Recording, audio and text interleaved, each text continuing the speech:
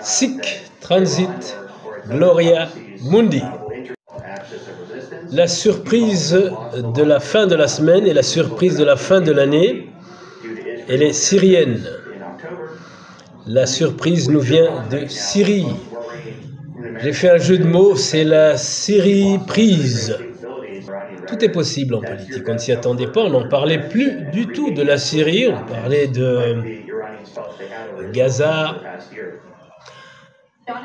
du Hezbollah au Liban, Israël bien entendu, bon évidemment aussi le Soudan, le Congo, le Yémen avec les Houthis. Mais aujourd'hui, comme vous pouvez l'entendre, on ne parle que de la Syrie. Voilà, tout le monde a été étonné. Le régime Assad, le régime de la famille Assad, le pouvoir Assad sur la Syrie qui durait depuis plus de 50 ans, ça s'est terminé en quelques jours. La Syrie était le pouvoir syrien était un rescapé, un survivant du printemps arabe. Il avait commencé là-bas aussi en 2011, mais il n'avait jamais abouti.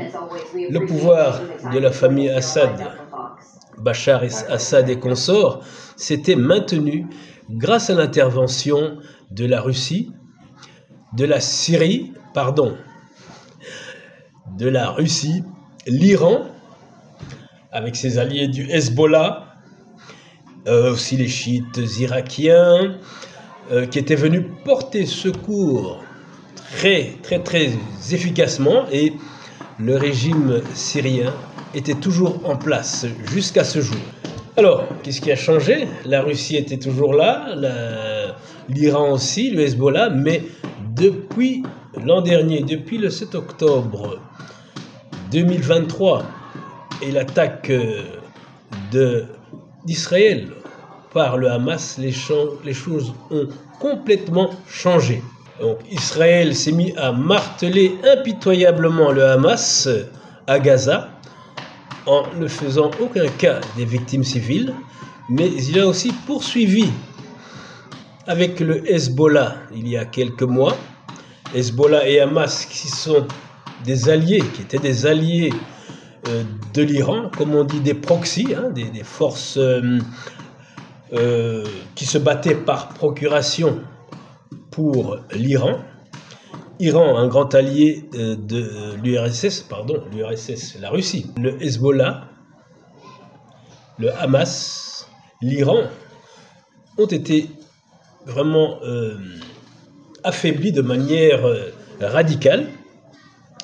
Et le grand allié russe, il est préoccupé depuis bientôt 3 ans en Ukraine. Les ressources étant ce qu'elles sont, c'est-à-dire limitées, la Russie n'a pu rien faire, ou très peu, pour son allié syrien qui s'est effondré en quelques jours, et c'est à ça que nous assistons maintenant.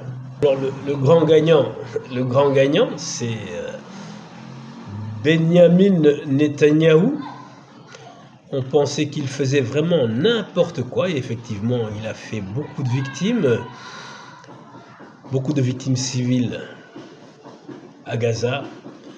En Cisjordanie aussi, les Palestiniens se sont maltraités. Alors, il y a aussi la partie libanaise, où il y a aussi des centaines de victimes, et ça continue. Mais, finalement, Israël se retrouve avec, tous ses ennemis, pratiquement tous les ennemis autour de lui sont annihilés. Et son principal ennemi, à savoir l'Iran, est à genoux. L'Iran, qui s'était juré de détruire Israël, est en fait dans une très mauvaise posture actuellement. Bon, on va suivre ça, on va suivre ce qui va se passer par la suite, parce que ces affaiblissements, évidemment, ce sont toujours des opportunités pour les opposants de prendre le dessus, que ce soit en Iran, que ce soit en Syrie ou ailleurs. À bon entendeur, salut!